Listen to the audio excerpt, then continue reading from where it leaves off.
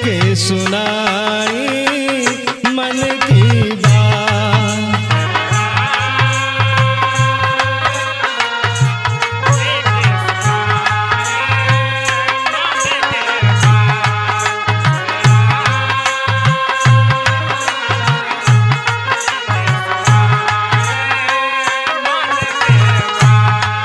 मेरा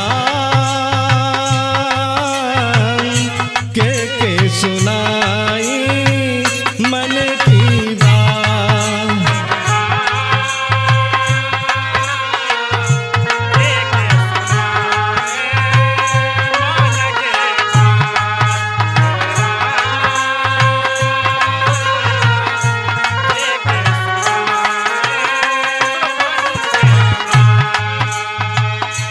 केहू न सुने दुख भरी बात, मेरा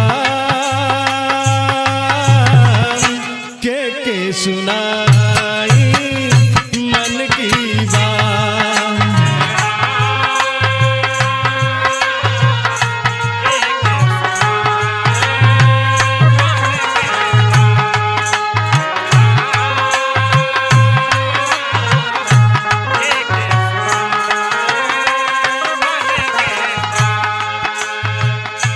दुख भरी बात मन में रखनी, केहू से ता कह नहीं पैनी।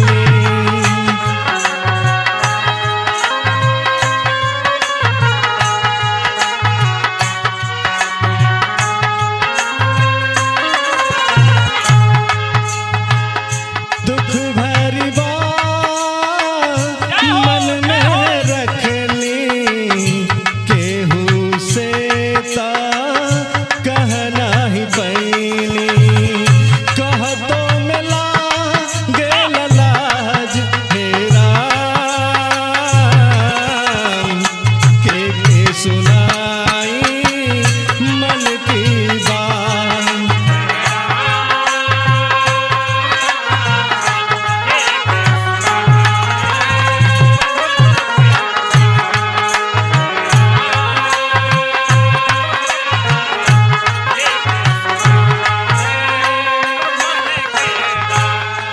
मेरा के सुनाई मन की बात।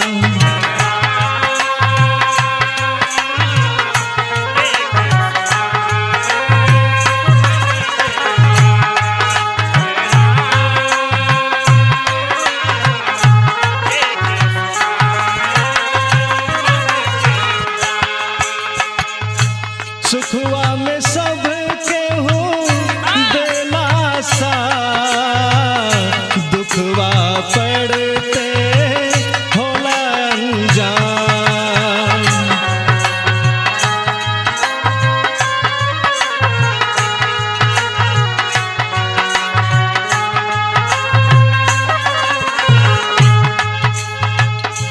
सुखवा में सब केहू देला सा, दुखवा पड़ते होला अनजान।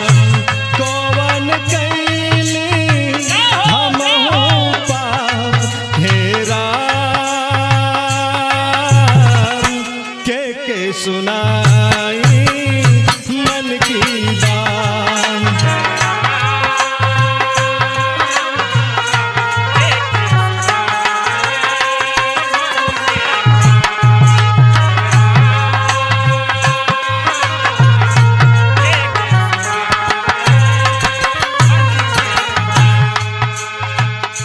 मन के न शांति तन के न आराम, दुखवा के बतिया कहीं कैसे राम।